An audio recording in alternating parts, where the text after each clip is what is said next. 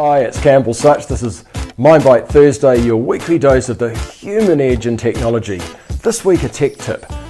Google Lens has been something that's been on Android for some time, and it's now available on iOS. I only just recently discovered this, and it's easy to find, and I'll show you if you have a look up here where you can find it on the Google app. So if you download the Google app, tap on that and you'll see a number of options come up at the bottom of the screen. It's got a wide range of power. First thing to consider is that if you tap on the text icon, you can point it at some text and it will OCR the text. It will turn it into editable text. You can copy it and paste it into Evernote or whatever document that you want to do. It can also do translation. So if you point it at some text that's in a foreign language and tell it what language to convert it into, it'll convert it into your local language.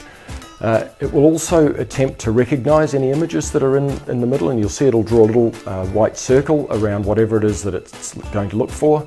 Tap on that and then we'll tap on OK, and then it will go off and it will look for that. So whether it's something that you might be interested in buying, and then it will bring up a whole bunch of those other things that identify it and maybe bring up some alternatives.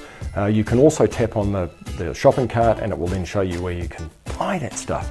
The other thing that it can do is, by recognizing objects, it can do all sorts of amazing things. So that's a broad range of stuff. But one of the things that Tim Ferriss pointed out that it can do is it will recognize plant types. So you point it at a plant that you don't recognize and it will bring up the plant. You can check that the photo matches the same and it will tell you what that variety of plant is. You can also do that with insects, with animals, with all sorts of things. So that's Google Lens. Give it a try, see what you think. It's in the iOS app on the iPhone, and the Android has Google Lens that you can use. So that's Campbell Such, MindBite Thursday for this week. Look forward to catching up next week. See ya. Bye.